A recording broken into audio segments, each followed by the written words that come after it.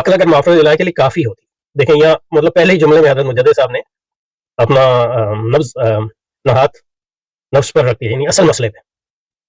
دو مسئلے ہیں، اس کے بار بار ہم ذکر کرتے ہیں لیکن یہ اہم ہے. ایک تو آپ کا عقل کا تصور کیا ہے، یعنی عقل سے مراد کیا لیتے ہیں. صرف عقل کا نام لینے سے کچھ نہیں بنتا، کہ عقل سے بہت سی چیزیں مراد لی جا سکتی. اس کی اقسام ہیں، اس کی انواع ہیں، مختلف زاویوں سے.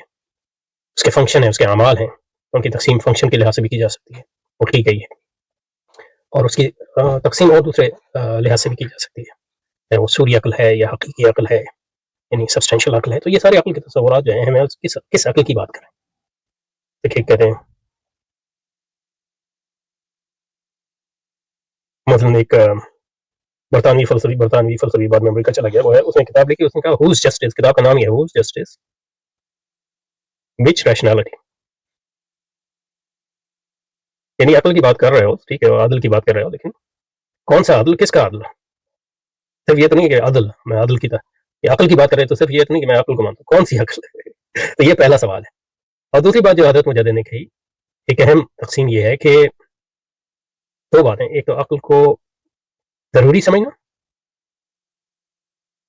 اور دوسری چیز ہے عقل کو کافی سمجھنا. ان میں زمین آسمان کا فرق ہے. مثلا یہ کہ بادل جو ہیں بارش کے لیے ضروری ہیں لیکن کافی تو نہیں ہے. طرح عقل ضروری ہے لیکن کافی نہیں ہے. یہ فرق ہے ہمارا. عقل کی آپ کی کوئی بھی پہلے سوال کے بعد دوسرا سوال یہ ہے کہ عقل کو آپ ضروری سمجھتے ہیں تو اسلام میں عقل ضروری ہے. اس کے بغیر تو مطلب آپ قرآن سمجھ ہی نہیں سکتے. یہ کتاب بھی جو ہم پڑھ رہے ہیں وہ عقل ہی تو سمجھ رہے ہیں. انبیاء کی تعلیمات کیسے سمجھیں گے؟ یعنی مکلف ہوتا ہی وہ ہے جو عاقل ہو، یعنی مجنون پر تو تکلیف ہی نہیں. تو یہ اسلام کی بنیاد ہے.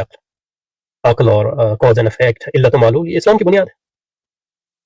یعنی شرائط اسباب، اس فقہ کی بنیاد ہے شرائط اسباب. اور مطلب یہ کہ اسباب کو درخور کرنا جو ہے یہ ضروریات شریعت اور دین ہے، اللہ کا حکم ہے. تو کہنے کا مقصد یہ ہے کہ اسلام کی عقل کے بغیر تو آپ ایک قدم نہیں چل سکتے. لیکن یہ کہ یہ کہنا کہ عقل ضروری ہے تو ٹھیک ہے، لیکن اس سے یہ نتیجہ نکالنا کہ عقل کافی ہے، یہ کفر ہے.